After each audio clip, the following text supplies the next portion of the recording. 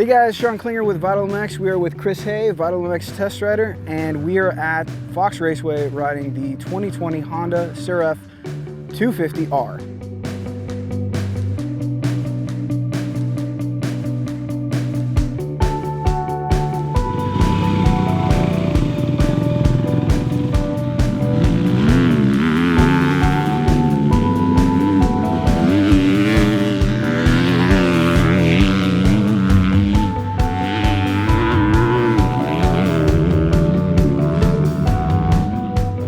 So this bike, even though it kind of looks similar to last year's bike, actually did get a lot of changes this year. Starting with the chassis, the frame and swing arm are actually all new, but they're the same that the 450 got in 2019. So that's, they're both lighter, and it's a little bit stiffer with the yaw angle is what they call it, which is front to back.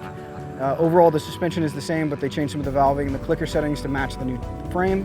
The rear brake gets a new brake pad material and a shorter brake hose. And then the air filter is actually all new. It's a little bit bigger for more airflow. And the battery box is moved a little lower to help with center of gravity, to get things a little bit lower and more center into the bike.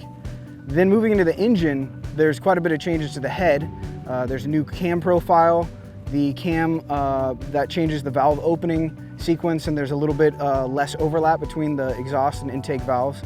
The combustion chamber is a little bit different shape. So the exhaust pipe is all new. They removed the resonator chamber on the front and on the header, and they've actually increased the diameter of the pipe and the inside of the muffler to help with airflow and exhaust flow. All of this is kind of aimed at trying to get a little bit more bottom end because of the way that they changed the power characteristic for 2019. They moved the power pretty high in the revs and lost a little bit of that bottom end, so that's what they're trying to get back.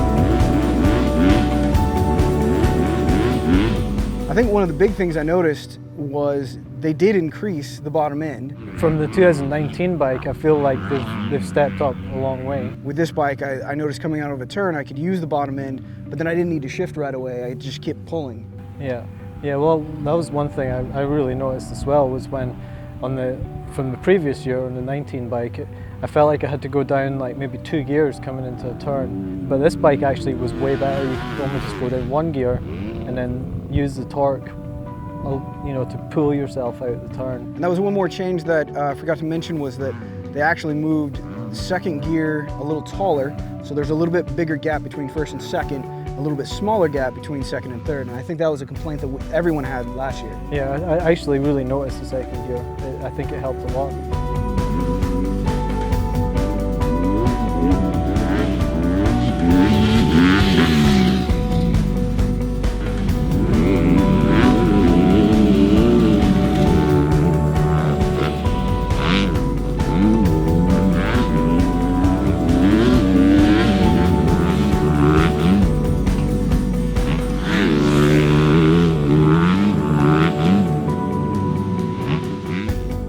The changes to the suspension, all I did, we actually set the sag to 100 for me, because I was feeling a little bit low in the back, and that really helped the overall balance of the bike for me. And then the only thing I did to the fork was make it a little bit stiffer, I think 1 or 2 clicks, to kind of help with a little bit of that head shake. Did you make any suspension changes? Yeah, just on we done that 1 click on the shock to raise it up a little, and then I did go 1 click on the forks as well.